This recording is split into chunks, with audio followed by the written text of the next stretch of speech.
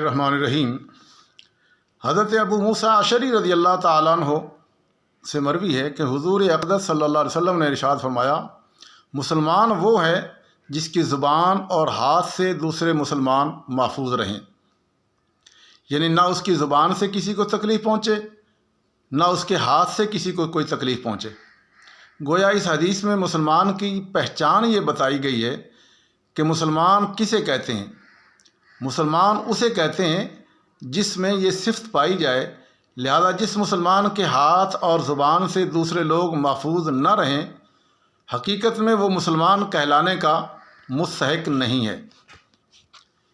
जैसे एक शख्स नमाज नहीं पढ़ता तो उसके नमाज ना पढ़ने की वजह से कोई मुफ्ती उसको फतवा कुफर का फतवा नहीं लगाएगा कि ये काफिर हो गया है।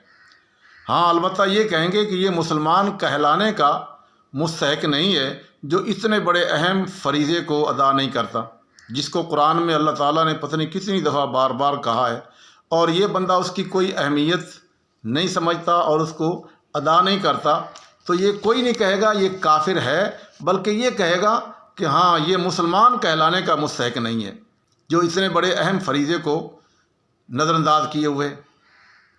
इसी तरह जिस आदमी की ज़ुबान और हाथ से लोगों को तकलीफ़ पहुँचे, हाथ से ज़ुबान से वो गाली गलोच करता है, बद अखलाक़ी करता है, लोगों को बुरा भला कहता है, हर बंदा उसकी बद अखलाक़ी और बद ज़ुबानी से किनारा कशों से दूर होता है उससे, या उसके हाथों से वो मार पिटाई करता है या कोई गलत फ़ैसले करता है, पैसे रिश्वत लेके गलत फ़ैसले कर रहा है, तो उसके हाथ से भी कोई सलामत नहीं है। तो और भी बहुत सारे हाथों से जुल्म ज़्यादतियाँ करता है। तो इस तरह की कोई मुफ्ती इस पर कुफ्र का तो फतवा नहीं लगाएगा। हाँ, अलबत्ता ये ज़रूर कहेगा कि ऐसा बंदा मुसलमान कहलाने का हकदार ही नहीं है जिसके अंदर ये सिफ़त नहीं पाई जाती कि वो मुसलमान उसकी ज़ुबान और उसके हाथ से महफूज रहें। हाँ, जिसके ये है वाकई वो मुसलमान है। अब मुझे ये गौर करना चाहिए कि मेरी वजह से, मेरी ज़ुबान बद अखलाक़ी की वजह से कोई लोग मुझसे नफ़रत तो नहीं करते, मेरे हाथों की ज़्यादती से कोई बंदे महफूज हैं या नहीं हैं।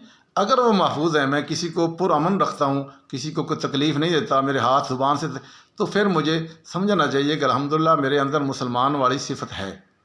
और अगर ऐसा नहीं है तो मुझे इसकी फ़िक्र करनी चाहिए, कहीं ऐसा ना हो कि मैं इसी तरह मर जाऊं और कल अल्लाह की बारगाह में पहुंचूं तो पता चले तेरे अंदर तो वो मुसलमानों वाली सिफ़ात ही नहीं है। फिर अल्लाह अमल की तौफ़ीक़ अता फ़रमाए।